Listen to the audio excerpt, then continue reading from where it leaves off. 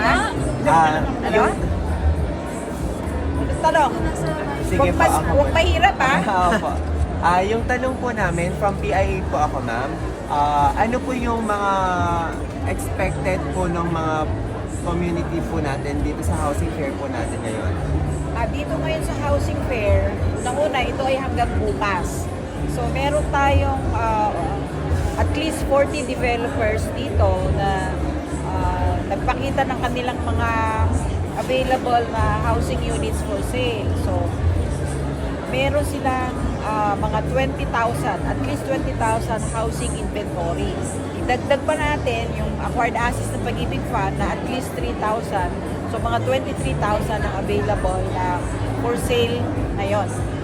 Makikita nila yan starting today and until tomorrow. Second, ma'am, ano po yung pinaka-objectives po ng housing fair natin ngayon? Ang gusto natin ay mailapit sa mga Pag-ibig members itong mga pagkakataon na ito kasi minsan hindi naman sila busy sila sa trabaho. So ito, nandiyan na lahat. Mamimili na lang sila para na silang pumunta sa palengke, di ba? Kasi kung pa isa-isa lang, nahirapan sila. Pero dito, binigyan nga namin sila ng yung loan value card. So alam na ni member magkano yung mauutang niya base sa kanya capacity to pay. So para siyang may purchase, yan, value card. So iikot siya ngayon, makikita niya kung nasa value card niya 2 million, meron na siya pumili ng worth 2 million. Ako po, ma'am, sabi niyo po, first time po itong mangyari po, yung housing fair po, kasabay po ng awarding. And nasabi niyo po during your speech po ay magpapatuloy po ito sa mga susunod po na po.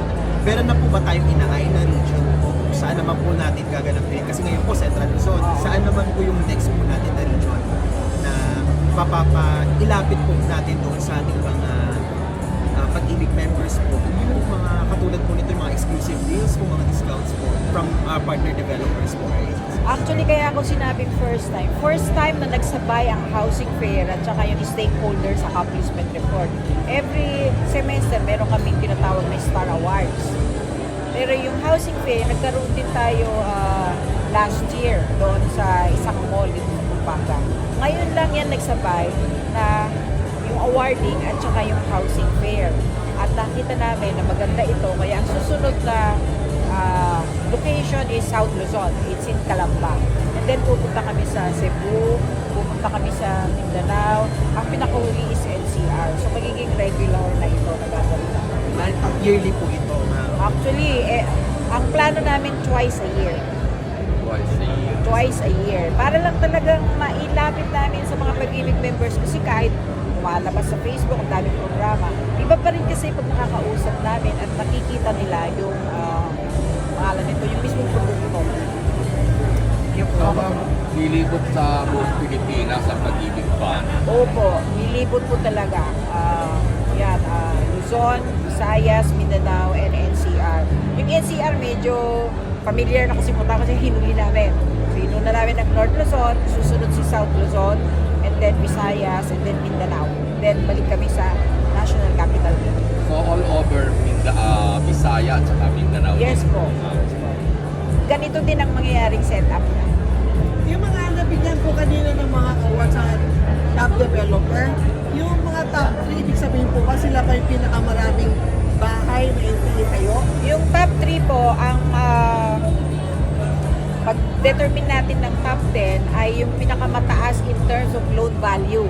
Pero meron tayong in-awardan kanina, yung pinakamaraming napautang in terms of number of units. Kung napansin nyo kanina, si Borland Development, Yes, siya ma'am. yun. Opo. Siya yun. Although, mas mababa yung loan value niya, pero marami siyang naservisyuhan.